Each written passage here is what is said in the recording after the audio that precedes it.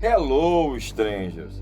Eu me chamo Fernando Drummond. Este é o seu canal Arquivo Estranho, em conjunto com o meu grande amigo, ufólogo do canal, Arthur Neto, e também com o surpreendente professor Júlio Gralha, da Universidade Federal Fluminense. Quase tão surpreendente, mas muito mais do que o nosso cenário. Nosso cenário está vazio porque estamos de mudança, mas aguarde porque vem muita coisa boa por aí. E para mim é uma honra estar presente aqui de novo no Arquivo Estranho, né? E sempre que precisar, estou aqui presente. Okay? E por ser amigo de longa data, eu vou ceder a primeira pergunta ao grande Arthur Neto. Vai lá. Ele vai se dar mal, porque eu tenho muita pergunta para fazer. É bom, o que eu puder fazer, a gente... Não, vamos começar pelo mais polêmico. Enfim, de tudo que se sabe até hoje, os egípcios construíram as pirâmides, pelo menos a grande pirâmide, a pirâmide de Quéops, né? Eles construíram 100% ou eles construíram com informações e tecnologia passada por seres de outros lugares que aqui estavam naquela época?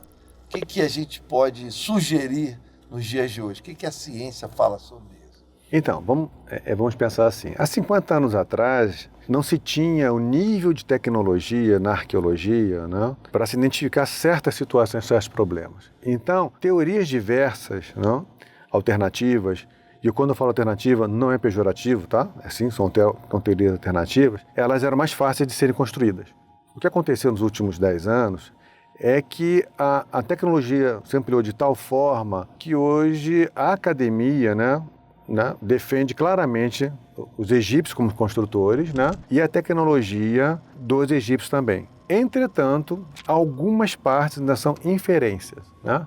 Como colocar aquilo tudo em pé é uma inferência. Mas como transportar os blocos, como polir os blocos, como distrair os blocos, né? O início das bases das pirâmides, né? Que estão mais de 100 pirâmides no Egito. Isso tudo, isso aí hoje tem uma informação que eu diria 99% coerente nesse aspecto. Tanto é que, dentro da própria ufologia, o Tsoukalos e o Daniken, né? Eles vão fazer uma mudança de paradigma, onde eles vão dizer, olha, não foram mais os aliens que fizeram isso, foram os egípcios com tecnologia alien. Isso é uma mudança importante de paradigma, porque isso mostra que eles compreendem que a arqueologia teve uma evolução nesse aspecto. Mas como a gente não tem condição de dizer 100%, nós não estávamos lá, então, né, sempre terá essa dúvida nesse aspecto. Então isso é uma coisa que vai continuar tendo, né, e vai gerar um debate. O mais importante, né, que eu vejo hoje é que já tem uma parte da academia, da ciência, da academia, que não vê isso mais como um absurdo. Um absurdo e pejorativo. Sim. Vê como possibilidade. Então vai tratar isso como uma possibilidade. Quando falo possibilidade, eu digo o que eu estou dizendo. Eu não sei. Como eu não sei, eu vou estudar para saber se foi alien, ou se foi humano com alien, se foi, percebe? Agora, me parece que o calcanhar desse estudo é a questão do tamanho e peso de alguns blocos. Me parece que varia de blocos de 2.500 toneladas a 20 toneladas. Alguns blocos são muito maiores. E aí é aquela história, como se transportou isso? Como se sobreporam esses blocos? Então, essa iconografia egípcia a gente tem do transporte, tá? E do desembarque dos blocos. Que mostra como eles faziam isso? Como eles faziam isso. Esses blocos, em média, são 3 toneladas, não? 3 toneladas. Mas os egípcios trabalhavam com blocos muito maiores. Por exemplo, existem estátuas egípcias, né, polidas, que têm mais de 25 toneladas. Então, se você pensar, né, em 3 toneladas, uma estátua, né, polida, quer dizer, que é uma outra coisa difícil de pensar pedra com pedra no polimento, de 25, 30 toneladas, e aquilo sendo transportado, e há o registro disso, é algo muito sofisticado. Né? E a gente vê aí que não tem uma tecnologia alien ali. Ali fica mais claro, ver que é um polimento, que é uma técnica que eles desenvolveram. Tudo bem, os aliens podem ter dito para eles, né? Usa essa ferramenta, alguma coisa assim, mas né, nesse ponto a gente não pensa dessa forma. Eles transportavam em barcos? Existiam barcos suficientes para transportar? Esses blocos de 30 toneladas não, mas os blocos de 3 toneladas, esses eram que eram transportados. Agora, como esses blocos eram colocados nos barcos, Isso não tá na iconografia. Não está descrito. Uma das formas é que esses barcos eram afundados, né? Eles eram feitos, que é uma outra doideira, né? Que eles eram feitos de juncos e de madeira, e eles não têm pregos, não tem presilha, é tudo encaixado, pregos de madeira, né? Para você sustentar a madeira, né? Resina. Então, esses barcos seriam afundados, o bloco sobe, né? Aí solta o barco, ele flutua, né? E vai transportar esse negócio.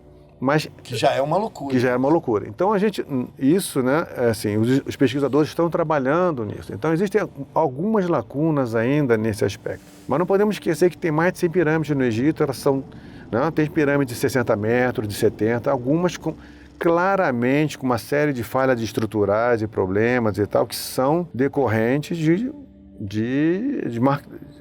dos arquitetos egípcios. Acaba que a referência principal seria a de Quéops. Só a de Quéops que foi a que foi mais complexa nessa produção.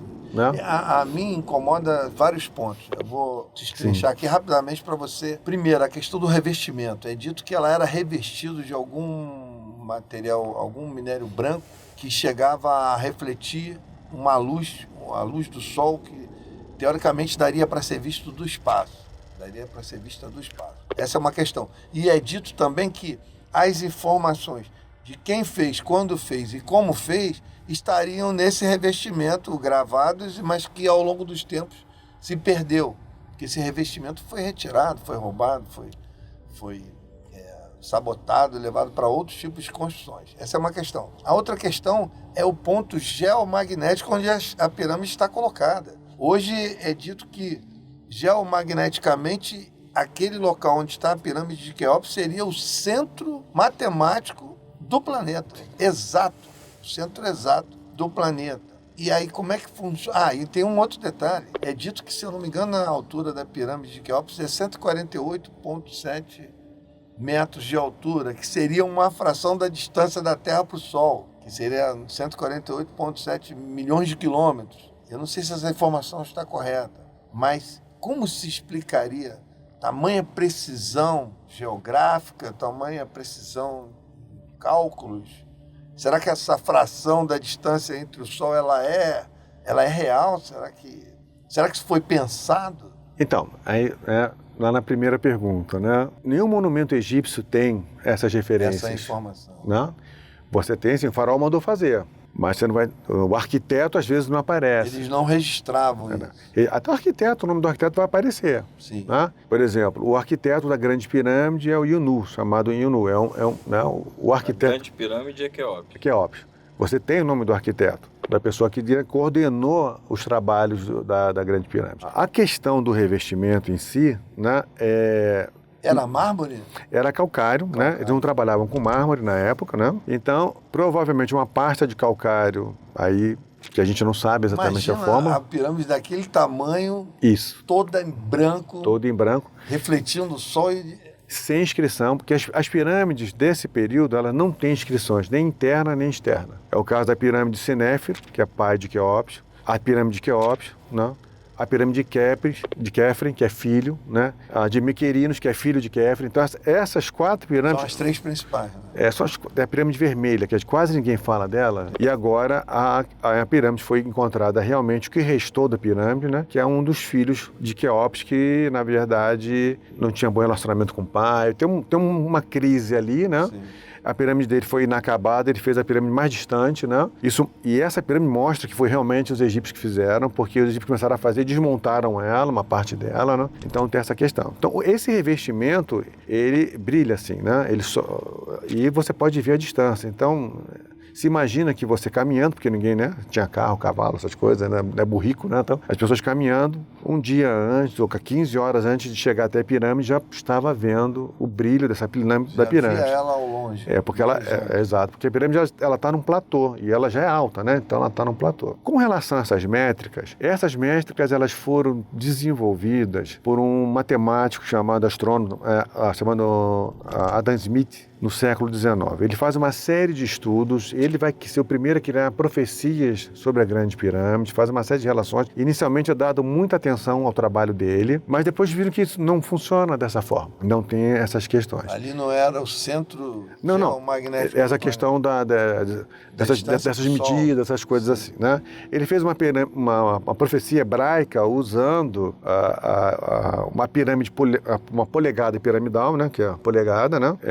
E a partir de um estudo que ele faz de polegada e de passo, ele vai contando a história dos hebreus dentro da pirâmide, que é uma coisa sem sentido, até porque os egípcios não conheciam os hebreus não estão ali não. Mas isso vai gerar um boom de materiais, de estudos, que até hoje isso é reverberado. Muito estudo ele tem fundamento? Tem. Ele fez estudos excelentes, mas tem algumas coisas que não funcionam. E aí surge essa questão das métricas do tipo, por exemplo, olha, é a distância da Terra ao Sol e tal. Eu não sei dizer, né? Os pesquisadores não sabem se isso aí é intencional ou não. Uma época surgiu dizendo o seguinte, não, a cada lado da pirâmide é 220 metros, que corresponde a 365 côvados e não sei o quê. Não é, essa medida está errada. Eles usavam um côvado que não era o côvado que era usado na época. O côvado é medida do dedo mindinho até a parte aqui do antebraço. Isso é um côvado, né? Você vai para medir. Então, o que eles faziam? Pegava uma madeirinha, cortava aqui, côvado, e iam medindo, fazendo as medidas, que nem um palmo, né? A braça, todas essas medidas. Então, essas informações, elas estão mais dentro do campo da tradição do que do campo da ciência, sim, hoje em dia. Mas eu trabalho com o campo das possibilidades, trabalho com paradigma ampliado de ciência. Então, eu não vejo impossibilidades. Eu digo que hoje a gente não tem os indícios que levam a isso. Pior do que pirâmides, para mim, são os obeliscos, porque é uma peça única, que era também transportada em barco. E esse é o grande problema, o obelisco. Porque o obelisco pesa 360 toneladas. Uma coisa é você botar um bloco de 3 toneladas em cima de um barco. Outra coisa é você botar um obelisco de 360 toneladas em cima de um barco. E tem a iconografia transportando isso. Então, isso é mais assustador. O obelisco, ele é colocado em pé, ninguém sabe como, porque também não tem, né? Ele não é soldado, ele está pousado numa base e aquilo não cai. Para mim, aquilo é uma arquitetura extraordinária, né? Aquilo não cai, né?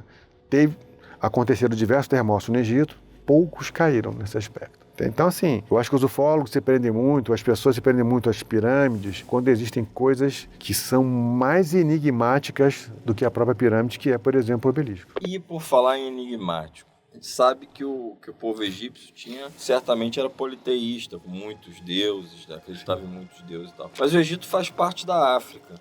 E, ao mesmo tempo, ele se descola dos deuses que a gente conhece, ou das deusas que a gente conhece das religiões de matriz africana. Conta um pouco pra gente a diferença, quais eram os principais deuses. Então, isso é uma coisa interessante porque assim, as pessoas pensam, né, até mesmo as pessoas ligadas de matriz africana, que é um preconceito europeu em relação, né, à matriz africana. E não, isso na verdade, os gregos já faziam essa separação. Os gregos chamavam a África, que eles conheciam, que era o norte da África, chamavam de Líbia. E chamavam o Egito de A Egíptica. Eles mesmos já faziam isso. Os romanos vão dar um nome para toda aquela parte, que esqueci o nome agora da província, né, africana, que o símbolo era um elefante. E continuavam chamando o Egito de A Egíptica e davam um outro nome latino, né, para o Egito romano. Então, na verdade, essa separação, lógico que o século XIX vai fazer isso de uma forma mais preconceituosa. Não, vamos dizer assim, a civilização, quem levou a civilização para a África foi o Egito. Não é verdade isso. A gente sabe que na África, né, tem diversas matrizes interessantes. Né? O problema é a pesquisa disso. Né?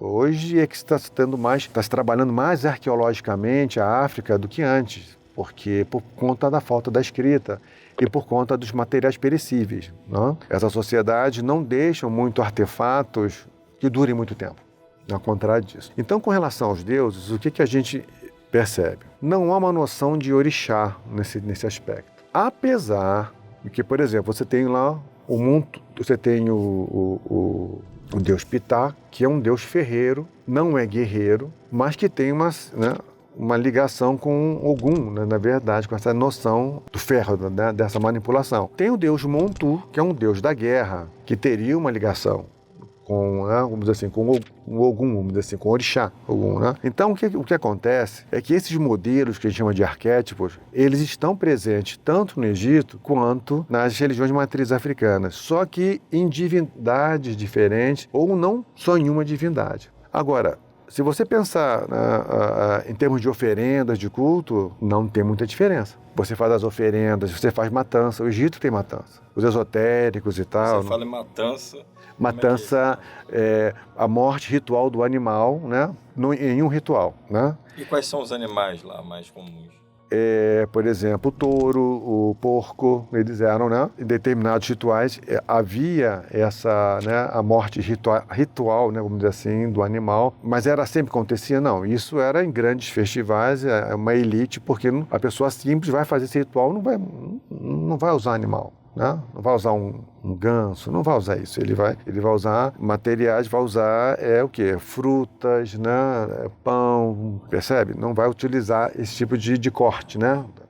Mas que isso existia. Uma diferença que existe entre o culto de orixá e os cultos egípcios é que, de um modo geral, dentro do culto de orixá, cada orixá tem uma comida específica, uma bebida específica, né? E isso você não encontra no Egito, né? Com raras exceções. Então, por exemplo, o grão de bico está associado ao deus Horus. O figo está associado aos seios de Ísis. A alface e o porco, e a carne de porco, está associado ao deus Sete. Essas são poucas, né? Situações. Então, quando você faz uma oferenda, e hoje os queméticos, que são os praticantes da nova religião egípcia, né, quando eles fazem oferenda de qualquer coisa, né? Faz oferenda do pão, de um vinho, das frutas, né, de um incenso, porque não existe aquela preocupação da produção de uma comida específica. Então, essa basicamente é a diferença da prática, né? Eles vão ter a prática dos cânticos, da invocação, das práticas mágicas, né? Vai ter uma magia pesada, vai ter uma magia mais leve. Os nomes eram parecidos? Não, os nomes são todos nomes diferentes. Bem diferentes, dos né? africanos e dos egípcios. Porque até boa parte desses orixás eles estão em Yorubá ou, né, em uma língua similar, que tem algumas pontes com a língua egípcia, né? Mas os nomes são diferentes nesse aspecto, né? Existe um ponto muito polêmico, que é a questão da datação. Parece que a datação oficial é de 2500 a.C., que daria, estou falando da construção da Grande Pirâmide. Ah, sim. Que daria mais ou menos hoje 4.500 anos. Sim. Mas existe uma datação não oficial que joga para 12.000 antes de Cristo. Sim. Que seria para perto de 14 mil anos Isso. atrás, e que o que é dito é que nessa época estaria vamos dizer assim, numa métrica diretamente relacionada às que chamamos de Três Marias, Sim. que seria o cinturão da constelação de Órion, né? E que elas estariam perfeitamente alinhadas. Existiria lá atrás, lá nos 14 mil, teria um alinhamento. O que é dito sobre isso? Isso está aproveitando. Também tem uma informação não oficial, aproveitando a carona que ele perguntou sobre os deuses, de que quem mandou construir teria sido Hermes Trismegisto, né, que é o deus Thoth. Como é que isso entra na história? Isso tem relevância, não tem? Então, o Hermes Trismegisto aparece muito tempo depois, ele aparece uns 300 a.C. Não tem essa conexão. Não tem essa conexão. Olha, imagine a pirâmide. Imagine que isso aqui é Orion, né, girando. Esse giro de Orion, ele leva 10.500 anos. Quer dizer, a constelação passando, né, no mesmo alinhamento? A cada 10.500 anos. Então, por exemplo, eu posso dizer que no primeiro alinhamento que a gente chegou, eu joguei as pirâmides para 10.500, mas ela pode estar a 21.000, percebe? Pode. Sim.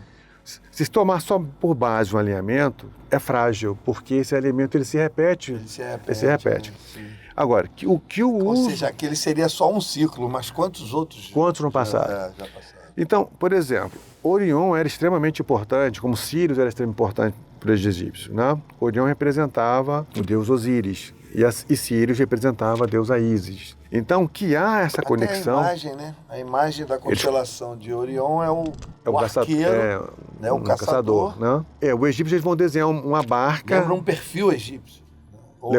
Não, ele é porque isso é uma construção grega. Sim. A construção egípcia é uma barca em que o Osíris está olhando para trás, porque Sírio está atrás, no céu, né? Então, ele olha para trás porque é para ele olhar a Ísis, vamos dizer assim. Então, assim, essas constelações, hoje o estudo da arqueoastronomia dentro do mundo antigo está bem desenvolvido. Hoje já se identificou 58 estrelas, né, que mapeavam o céu egípcio, com os nomes e tal. Então isso está sendo desenvolvido e é um estudo novo. Isso foi paralisado nos anos 40 e tal e voltou retomaram a partir de 2010, né? Hoje o maior representante disso no Brasil é o professor Johnny Lang da Universidade Federal da Paraíba, que trabalha com essa arqueastronomia. E o pessoal das Ilhas Canárias que trabalha também, eles são astrônomos e egiptólogos que estão fazendo esse desenvolvimento. Então eles estão analisando essa questão. Então veja, isso não é uma coisa ridícula, é uma coisa que funciona. É possível que pode ter sido.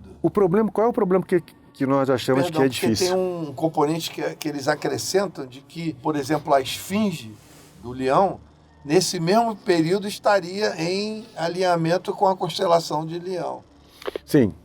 Então é como se tudo tivesse sido construído num mesmo período em alinhamento com essas constelações. Então, mas essas coisas são cíclicas, que é o problema, né? Um bom trabalho disso, né, é do Robert Bauval, né, que é O Segredo da Esfinge, né, The Secret of Sphinx, eu li esse livro. Ele tem um trabalho, né, ele assim, as pessoas não gostam muito dele, os acadêmicos, mas ele é engenheiro de formação, eu também sou engenheiro, depois eu virei historiador, isso não tem nenhum problema. Ele faz uma pesquisa séria nesse aspecto, então é um bom livro para se ler.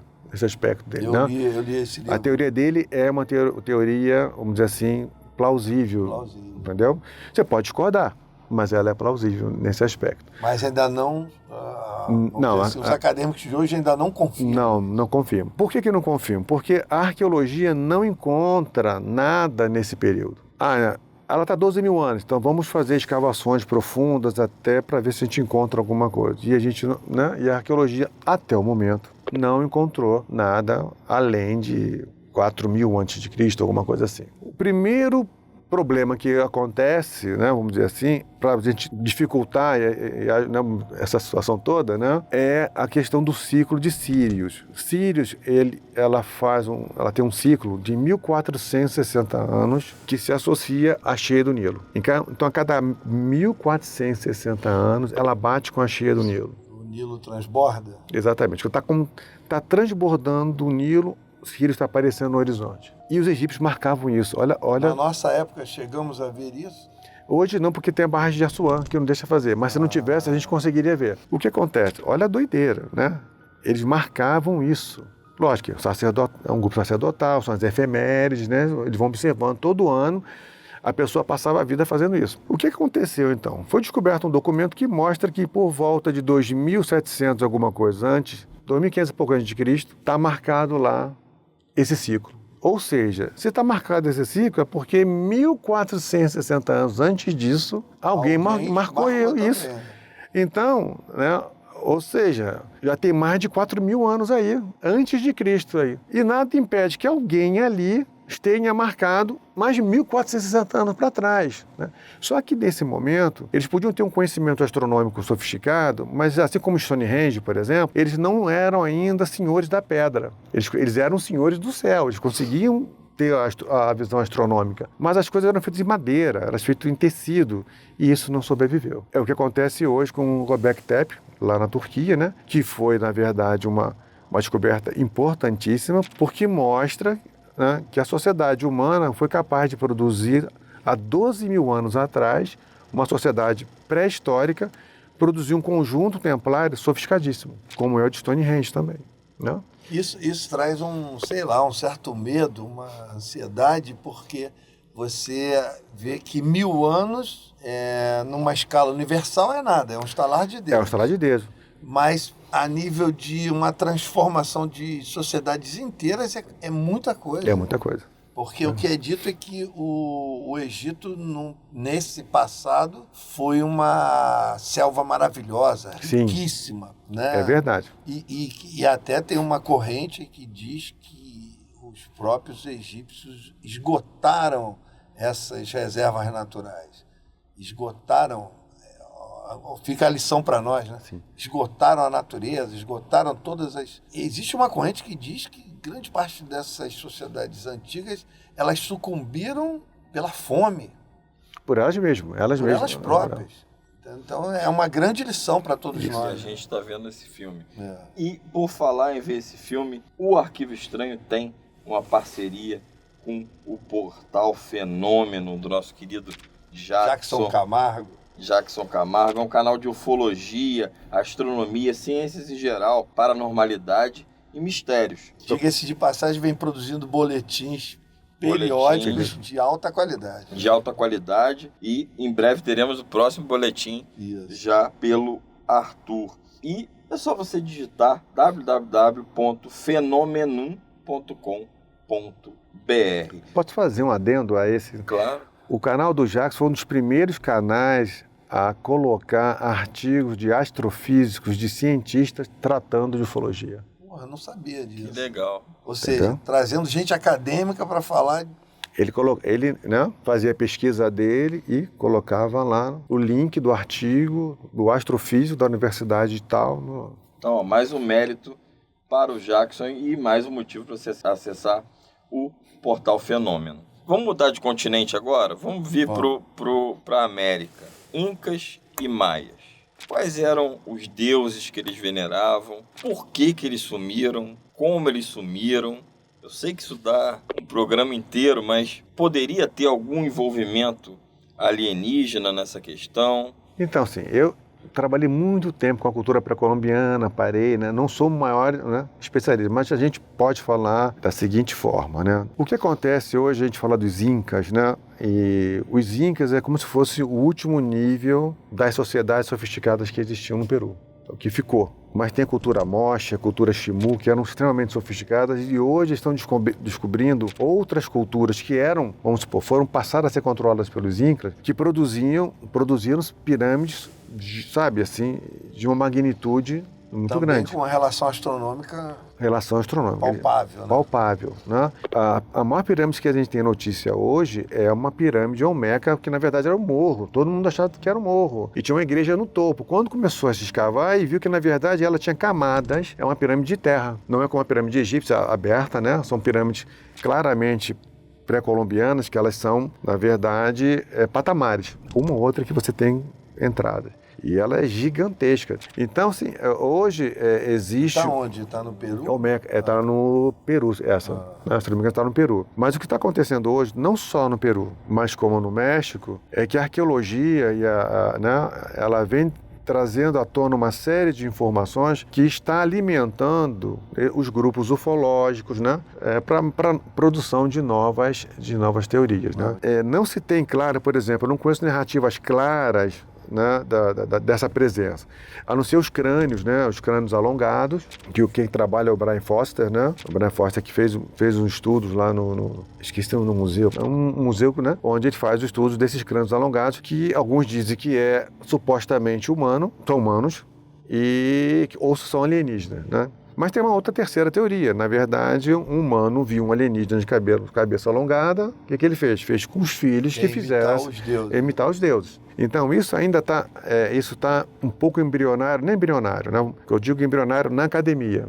A academia se debruçar nisso de uma forma não preconceituosa e analisar isso dessa forma. É o que está acontecendo recentemente, né? Eu tive a informação recentemente que a questão das múmias, né, que foram encontradas, aquelas no Peru, né? No México. Elas eram do Peru, mas foram levadas para o México. O que está acontecendo? Está havendo um pool de pesquisadores, né?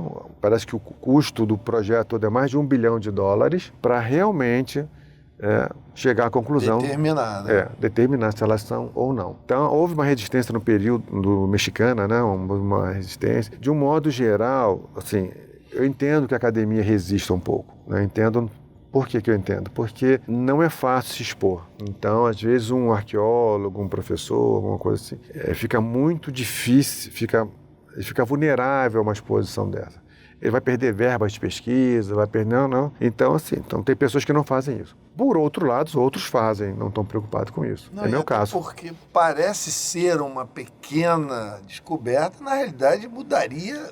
Exatamente. Mudaria a ciência como um todo, mudaria a história da humanidade. Né? E como a gente hoje tem uma grande quantidade, qual é a melhor forma de você deteriorar uma informação? Emitir várias informações sobre aquelas informações de forma contraditória. Então você não sabe mais o que é verdade. Aí acaba... Quem deveria fazer essa análise de forma séria acaba se desinteressando. Né? Desinteressando as pessoas... Porque já maculou. Já maculou. Você tem tanta informação contraditória que aí fica difícil para a pessoa pesquisar aquilo e o público acreditar naquilo. E quando você fala da academia ser descredibilizada, as pessoas, os professores, os profissionais, você já foi perseguido por acreditar em alienígenas? Veja, assim, para o público, né? Eu defendo, academicamente falando, eu defendo a possibilidade da presença alienígena no passado. Eu defendo que a teoria do astronauta antigo ela precisa ser reformulada, não aos moldes como o Dani colocou, que na verdade não é dele. Essa teoria é uma teoria que vem de pesquisadores lá dos anos 30, russos, não? Que são os primeiros a colocar essa ideia da presença alienígena, da possibilidade desse negócio. Menos mal, né? Porque aí o Dani que não leva a culpa toda sozinho. Né? Não. O Dani que, na verdade, o que ele fez? Ele não... ele deu publicidade. Deu publicidade. Eu acho que ele não conhecia isso. Ele levantou essa hipótese também, mas ele não sabia que já existia isso. Sim. Porque ele não era uma pessoa da academia. Então... as pessoas veem o Danick na academia de uma forma negativa, eu não vejo, porque ele traz uma forma de ver o passado que a gente não via, né? Você pode discordar dele. Sim. Né? Mas ele traz uma possibilidade. E isso está sendo... Né, Tem os mais afoitos aí que hoje dizem que o Danick, ele mesmo reviu muitas teorias. Ele, vamos dizer assim, ele ponderou alguns pontos, sim, mas ele mantém a base da teoria ele mantém. Da teoria ele mantém. Ele ponderou no seguinte, que ele ponderou algumas. Sim. Né? Em 2 livros deles, né, o Era dos Astronautas e um outro, né, Encontro com as Estrelas, se não me engano, ele coloca sobre a levitação dos blocos. E hoje ele mesmo diz, não tem levitação dos blocos. Tá lá. A arqueologia mostrou que o cara transportava mesmo, entendeu? Mas concorda que essa possibilidade ela é aceita de alguma forma? Porque hoje faz-se estudos com som, que através do som poderia se anular a gravidade e transportar, não, sim, levitar coisas. Veja, isso é possível, só que a gente hoje tem uma arqueologia que mostra que não foi levitado, isso foi transportado de uma maneira normal, entendeu? Mas fundamenta bem isso? É precisa essa fundamentação? As ciências humanas, veja, não é uma ciência exata. Então, eu nunca vou conseguir dizer... Até uma vez fui criticado, estava num outro podcast, fui criticado. Mas você não afirma? Eu falei, eu dou as possibilidades. A ciência é a arte das possibilidades. Então, é mais possível. Definitiva é prematura. É prematura, entende? Então, as pessoas precisam entender isso, que esse é um campo, né, em que as informações, assim, a verdade absoluta é algo muito difícil. E quando você tem autores que trabalham com verdades absolutas, é bom desconfiar um pouco, né? Mostra que está faltando alguma coisa. Aliás, você acabou de dar um grande exemplo para a ufologia de uma maneira geral. É assim que a ufologia tem que caminhar, no meu ponto de vista. É assim que as pessoas que fazem ufologia séria tentam caminhar, porque o princípio é o mesmo. Quando a gente fala que a ufologia trabalha com possibilidades, probabilidades, teorias, hipóteses, aí os caras tratam isso como se fosse uma coisa menor. E não é. Na realidade, a ciência trabalha dessa forma. Exatamente. Porque as pessoas estão muito presas aí na ufologia, a narrativa. A pessoa viu a luz, desceu o alien, não sei o que. Sim, e daí? Né? O que eu faço com isso? Como é que eu vou teorizar, gerar uma hipótese, mecanismos para transformar a ufologia em ciência? Porque hoje ela já é uma ocupação. Ela foi reconhecida como uma ocupação. Mas, ao mesmo tempo, essas referências, se elas se enquadram dentro de um histórico que vem sendo registrado, ok. Exato. Pior é o que a gente está vendo hoje. Pessoas viajando. Aliás, sou um dos maiores críticos disso, porque isso desvaloriza a nossa atividade. Exato. Né?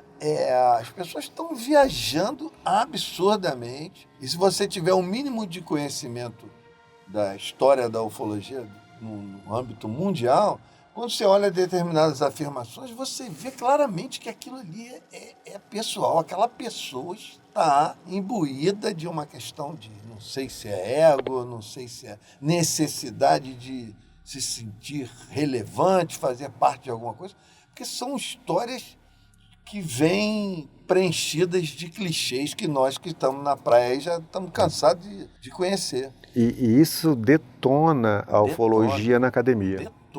Detona os pesquisadores como eu que estão na academia, porque a gente toma chicotada, né? E fora o fato de que eu considero isso uma falta de respeito com o público. Sim. Porque o público, a gente tem que sempre partir do princípio, o público ele vem de boa fé, ele está bem intencionado. E aí cai na mão Sim. de pessoas que, sem fundamentação nenhuma, e o padrão é o seguinte, você pergunta, não, de onde vem essa informação? Não sabe. Fulano canalizou.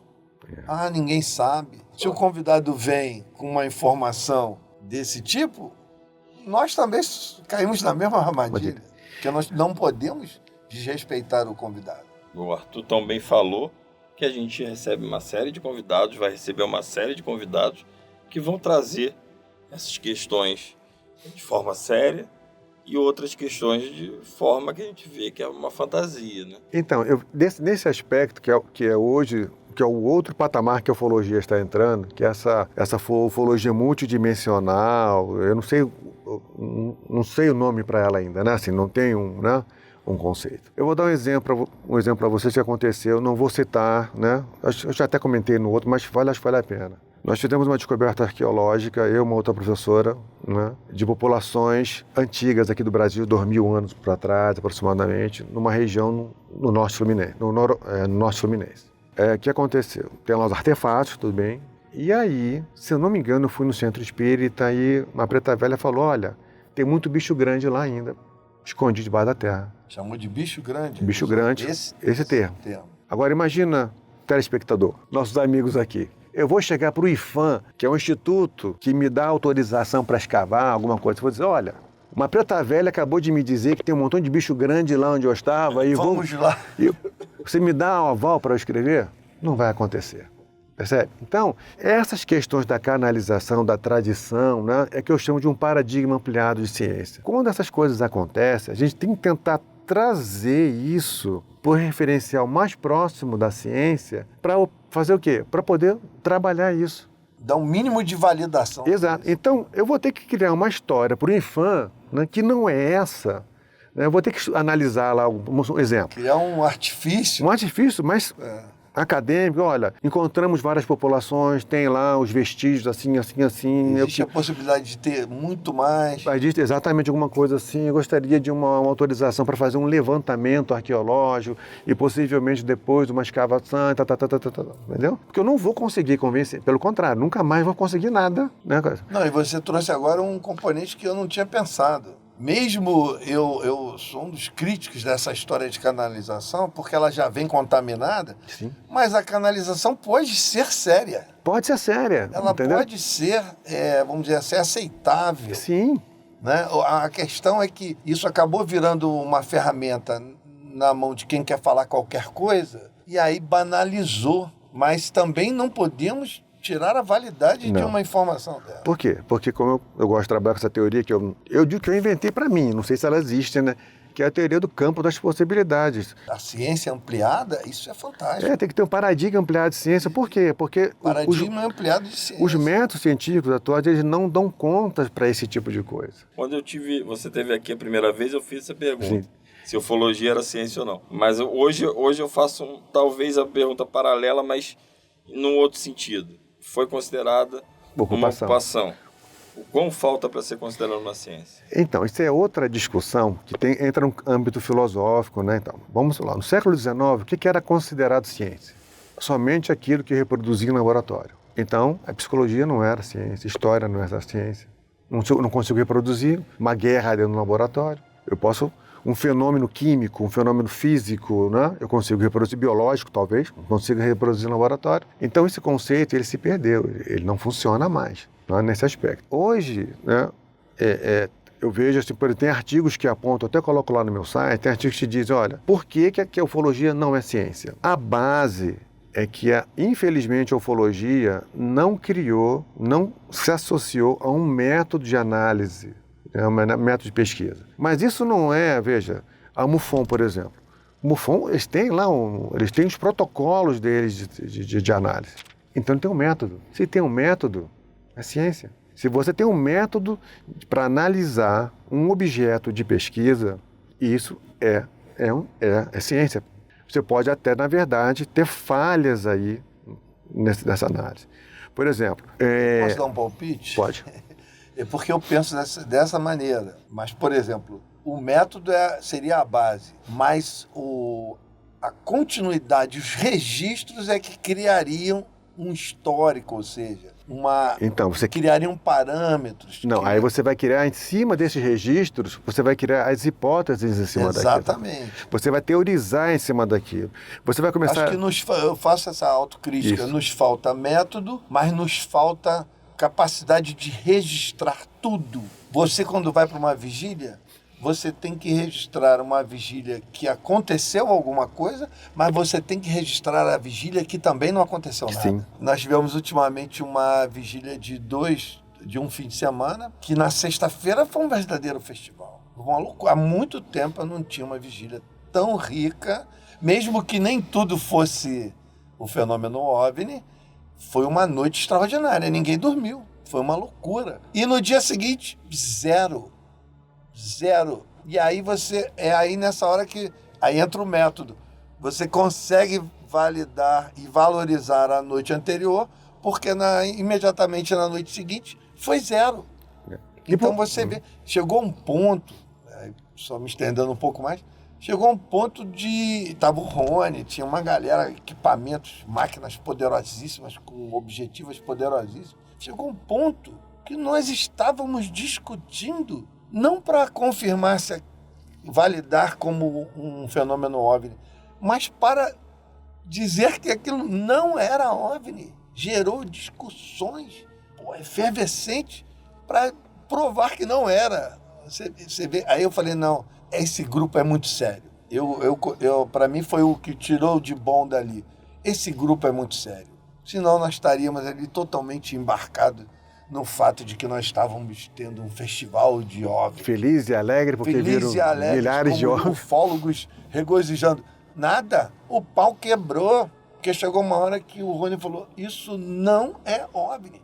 Mas, cara, eu posso me considerar um veterano, tenho uma experiência, já vi muito fenômeno OVNI e de perto eu vi coisas que eu nunca vi na minha vida. Eu vi coisas. E o Rony tentando explicar como sendo algo convencional. Eu falei, meu amigo, eu te agradeço a explicação, mas não me convenceu. Vamos pegar esse gancho dele aqui. O que aconteceu? Fizeram a vigília, teve algum método de controle do céu, por exemplo, apareceu no lugar tal, tantas horas, etc. Isso tudo foi registrado? Foi registrado em imagens. Imagem, não foi registrado então. Não foi registrado em, quer dizer, precisa... registro, vamos dizer assim, porque não dá tempo também. Não dá. Então veja, é que nem o arqueólogo. Então, ele encontrou o artefato, ele viu o artefato no céu, viu as coisas no céu. Agora vai pegar aquilo, vai levar para o laboratório. Segundo ponto que leva para uma ufologia científica, o debate. O pau quebrou. Porque você tem as experiências... Não, porque a gente estava municiado de equipamentos que nos permitiram aparar as arestas. Então, em todos os momentos, na mesma hora, em tempo real, entrava no aplicativo do Starlink. Não. Starlink? É Starlink? Não é Starlink. É avião? Não é aeronave. Não tem nada trafegando aqui. Não tem satélite, não tem nada. que está passando? Não é. Então, como se explica esse comportamento? Aí, você entende? Então, o papel do registro que a gente não teve, os instrumentos nos deram. Então, isso é que vai levando para um campo da ciência, porque você começa a questionar as suas evidências. O debate faz parte desse negócio. Talvez se a gente tivesse registrado em gravador, né? Na verdade... Para depois transcrever. Transcrever, o próprio imagens transcrevendo. E, por exemplo, aconteceu tantas horas. Aí faz o ano inteiro, um exemplo. Aí vocês começam a perceber, não sei, vou dar um exemplo, que determinadas vezes acontece isso num determinado mês porque tem uma questão solar, lunar, etc.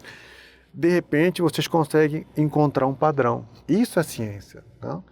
Porque vocês têm o conteúdo está lá. É que nem um arqueólogo, o artefato está lá no chão. Ele pega aquilo, E agora, o que eu vou fazer com isso? Como é que eu vou contar essa história não? O problema... Então, a ufologia, ela não é ciência por mais culpa dos ufólogos do que por culpa da academia.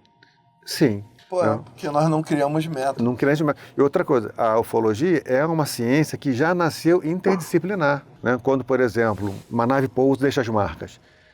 Tinha que ter um grupo de pesquisadores ali, tinha que ter biólogo, botânico, tinha que ter gente ligada à física, químico, geólogo, né? Tinha que ter o astrônomo, não sei o que, mapear o céu no momento. Teria que ter uma equipe interdisciplinar, multidisciplinar para trabalhar. Então, essa é outra dificuldade da ufologia. A ufologia ela já nasce multidisciplinar, interdisciplinar. A ufologia geraria vários empregos, né? Com certeza, porque... emprego para o fotógrafo, para o cinegrafista, para o químico, para o geólogo. Porque a arqueologia é assim também. O arqueólogo... Tá, mas vai lá o botânico, vai lá o que trabalha só com animais, outro só com plantas, né? O outro que trabalha com a terra, para identificar os minerais, algumas coisas assim. O outro que faz o sistema de datação, os que desenham, os que fotografam. Então, assim, é uma equipe, né? Assim, é uma equipe. É engraçado que essa tua informação, ela nos... Eu estou me sentindo super feliz agora. Você me encheu de argumentos para defender a ufologia. Vamos dizer assim, para os acadêmicos que são céticos e tentam desqualificar o trabalho do ufólogo. Você me deu uma série de argumentos, porque eu já entrei num debate que a pergunta era a seguinte: como a ciência evoluiu tanto e a ufologia não acompanhou, não evoluiu? E aí, sabe qual foi a minha resposta na época? Que agora eu estou vendo que está correto, está perto de estar correto. O que mais evoluiu na ciência foi a ciência de bancada. Ou seja, o cara que criou o chip, o cara que criou um software, o cara que descobriu uma molécula. Então, todas as ciências, as práticas científicas relacionadas à bancada, ou seja, aquilo que você falou, você pode reproduzir, você traz para dentro da academia e reproduz. Laboratório? Evoluíram assustadoramente. Hoje nós temos aí nanotecnologia. Agora, e as ciências de campo?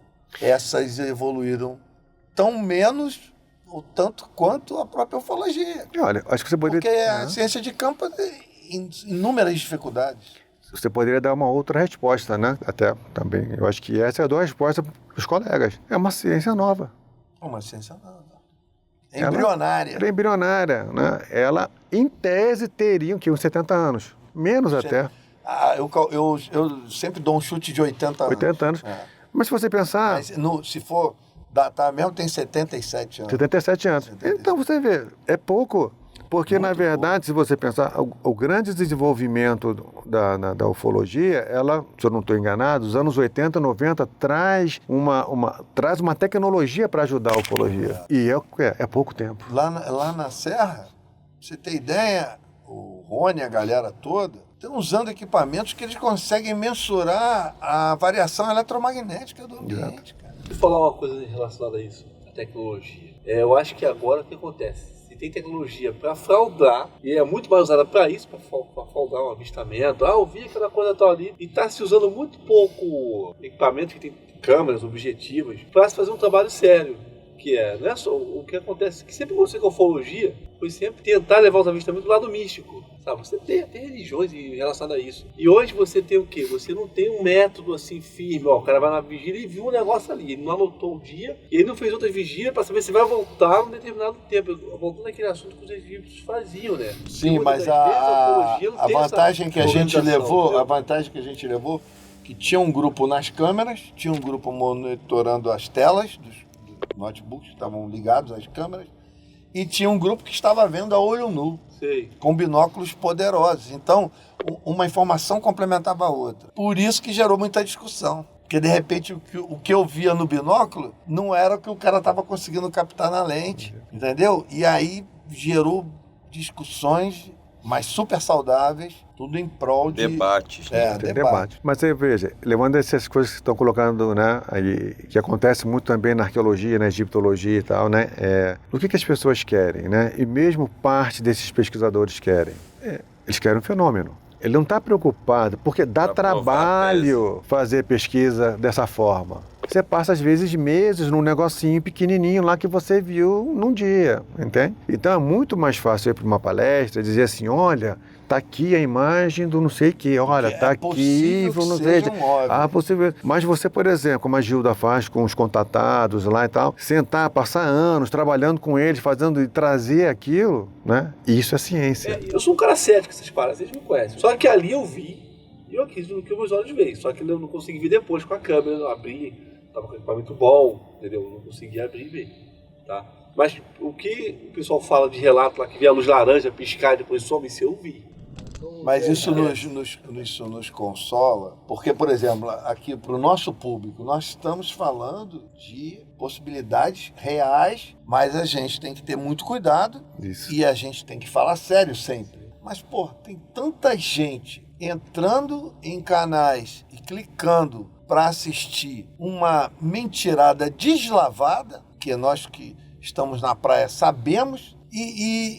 No entanto, nós estamos falando sério, trazendo ao debate, hoje aí, um acadêmico de mão cheia, que é o Júlio, e nós precisamos rogar por essa, vamos dizer assim, essa atenção, esse interesse do público. Então é importante que o público comece a ter essa referência. A gente o que é sério, o que pelo menos tenta ser sério, e o que a gente vê por aí que são verdadeiros devaneios. E aqui você não vê devaneio, aqui você vê Júlio Gralha, Arthur Neto, Fernando Drummond, Bro nos bastidores. É um prazer muito grande, Júlio. Espero que você volte aqui já depois dos 100 mil, né? Dos 100 mil inscritos, que a gente vai comemorar. Obrigado. Bastante. Desculpe o meu entusiasmo, mas você eu que agradeço trouxe as bases da nossa fundamentação para continuar fazendo uma ufologia séria, ou pelo menos que pretende ser séria, né? E comente com críticas, sugestões, elogios, senta o dedo no like e compartilhe muito essa live. Até a próxima, pessoal. Obrigado, Júlio. Um abraço. Valeu, ufologicamente, galera. Um abraço a todos e obrigado mais uma vez.